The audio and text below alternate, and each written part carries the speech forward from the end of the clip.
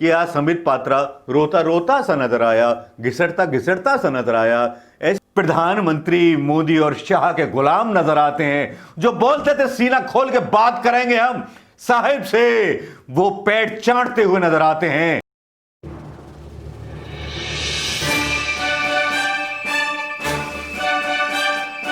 दोस्तों नमस्कार, मैं मनोज कुमार शर्मा एक बार फिर आजाद हिंद आवाज के लिए। लेकिन दोस्तों कुछ इस प्रार्थना के साथ, डोनेशन के उस टैग के साथ जो मैं यहां पे डालूंगा, तो जिन दोस्तों को लगता है कि सहायता करनी चाहिए तो सहायता जरूर करें।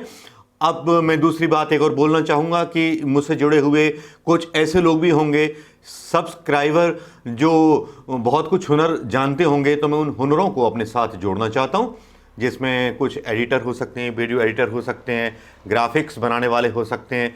क्योंकि मैं इनमें कमजोर हूं तो मैं चाहता हूं कि उनको पार्टनरशिप बनाऊं, पार्टनरशिप में करूं उनको।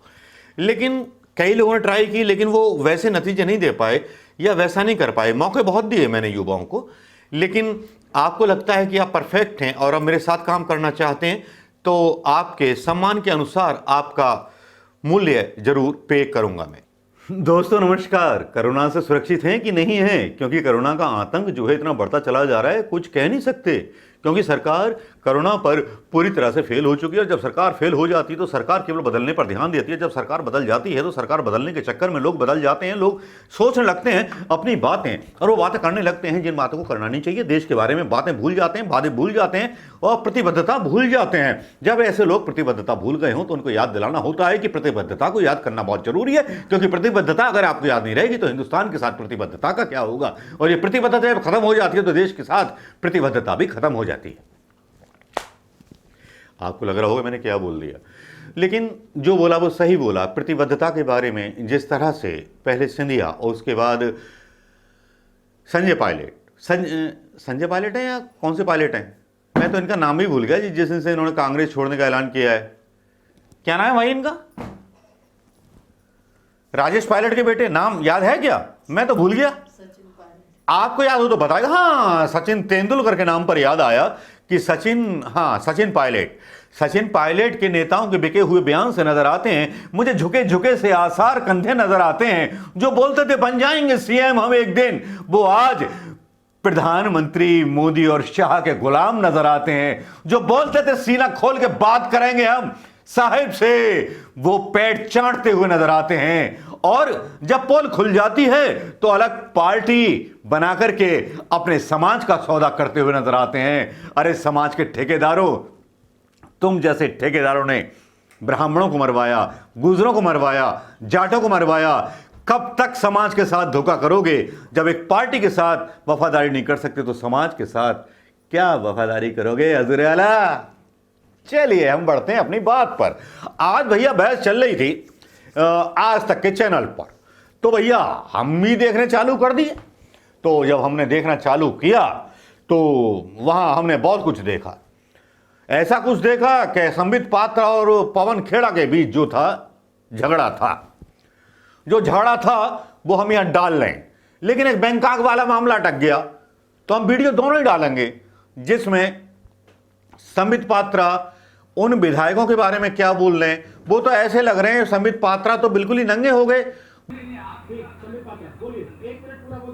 अरे साहब ये क्या हो गया? रिकॉर्डिंग हो गई, गलत रिकॉर्डिंग हो गई। अरे गलत हुई सही हुई, किसने की किसने नहीं की, वो बात की बात है, देख लेंगे। जो बात निकल कर आई है वो तो ये है ना कि आप खरीद फरोख्त कर रहे थे कि चोर पकड़ा गया चोरी करते हुए, और आरोप लगा रहा है पुलिस पर कि आपने मुझे किस कानून के तहत पकड़ा, गैर कानूनी रूप से तो नहीं पकड़ लिया। बात तो सिर्फ ये हो रही है, कैमरा लगा था, आप पकड़े गए। कैमरा कौन सी कंपनी का था, कानूनी रूप से लगा था या नहीं लगा था?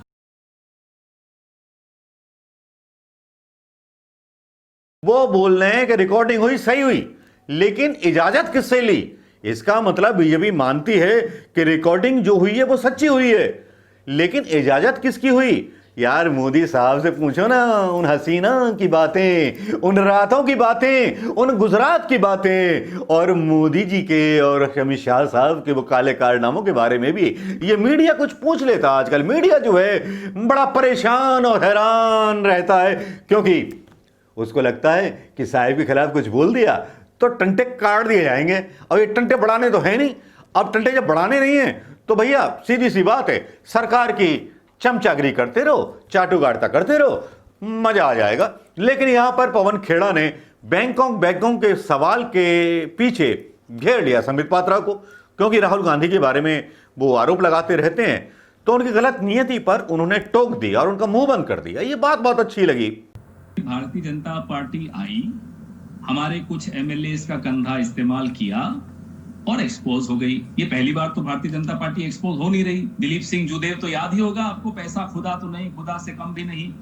बंगारू लक्ष्मण भी याद होगा, कुलहस्ते भी याद होगा। सचिन पायलट करते रहते हैं। जरा अपनी पार्टी का देख तो लीजिए इतिहास। सरेआम रंगे हाथों पकड़ा गया बंगारू लक्ष्मण, सरेआम दिलीप सिंह जुदेव बड़े बड़े डायलॉग दे रहा है और आप हमें याद दिलाते हैं हमारा इतिहास की। अरे राजनीतिक प्रतिद्वंदियों का तो आप टेप करते ही थे। विश्वेंद्र सिंह जो अभी आपके खेमे में चले गए हैं, जब हमारे साथ थे पिछले साल, उन्होंने क्या 2 साल पहले क्या कहा असेंबली में? BJP government tapping phones of us. Vishvendra Singh MLA from D Kuber, Vishvendra Singh ने कहा है, हम तो बाद में कहते हैं। दूसरा और सुन लीजिए, जो आम नागरिक है गुजरात, उसका फोन आप टैप कर रहे थे। गृह मंत्री अमित शाह टैप कर रहे थे क्योंकि साहेब चाहते थे। क्या माजरा था? और सुबह से शाम सचिन, आप जो हैं संबित पात्रा जी, बैंकॉक करते रहते हो। आखिर क्या माजरा है? चले जाओ ना एक दिन बैंकॉक, बड़े परेशान रहते हो। ये क्या है बैंकॉक से आपकी ऑब्सेशन है? भाई चले जाओ, कौन रोक रहा है? 2 दिन छुट्टी दे देंगे अमित शाह, चले जाओ बैंकॉक। हो भाई, क्या समस्या है आपको? ये बार बार बैंकॉक लगा रखा है कि पूरे विश्व में आपको बैंकॉक ही दिखता है, तो चले जाओ ना एक दिन। हम आपकी अनुशंसा कर देते हैं अमित शाह साहब से। अभी परसों आया हूं बैंकॉक से। संबित पात्रा जी को 2-3 दिन की छुट्टी दे दीजिए, चले जाएंगे जरा बैंकॉक। बड़ा याद आता है इनको सुबह से शाम तक बैंकॉक। कि आज संबित पात्रा रोता सा नजर आया, घिसटता सा नजर आया। ऐसे ही प्रवक्ता अगर अपनी सही दलीलों के साथ आएंगे तो ऐसे लोगों को अपने पैरों पर घिसटना पड़ेगा। मुझे तो पसंद आई, आपको पसंद आई कि नहीं आई? तो बैंकों का मामला सुन लिया होगा। मामला सुनवाते हैं कि इस मामले में, राजस्थान सरकार के मामले में, कुछ विधायकों ने अपने वॉइस सैंपल दे दिए हैं अदालत के ऑर्डर आने के बाद, लेकिन जो मुख्य आरोपी हैं उन्होंने मना कर दिया है वॉइस सैंपल लेने से। अब यहां भी तानाशाही नहीं चल रही। चाहते तो अशोक गहलोत कर सकते थे, लेकिन नहीं किया। तो अब भैया बता दो शाह साहब, मोदी साहब, ये राज क्या है? इतने पैसे कहां से आ रहे हैं इनको खरीदने के लिए? मानेसर होटल में रुका रखा है, उनका बिल 5 स्टार होटल का। यार देगा कौन? या वो मानेसर होटल वाला जो है आपका है, या आपने बनवाया मानेसर होटल, या खट्टर साहब का है? सवाल उठने लगे यार आम जनता के बीच। यार जनता के पास गैस भरवाने के लिए पैसे नहीं है, जनता को पूरा पेमेंट नहीं मिल रहा, लोग बेरोजगार हो गए, आप सत्ता बनाते घूम रहे हो। ये कैसे होगा? क्यों होगा? ये हिंदुस्तान तो मैंने कभी सोचा नहीं था। जिस हिंदुस्तान को बार बार गरीब करने के बारे में सोचा जाता रहा, बार बार उसकी बेरोजगारी के बारे में कोई सवाल नहीं उठाते हमारे 56 इंची प्रधानमंत्री मोदी जी। तो सवाल किससे पूछेंगे?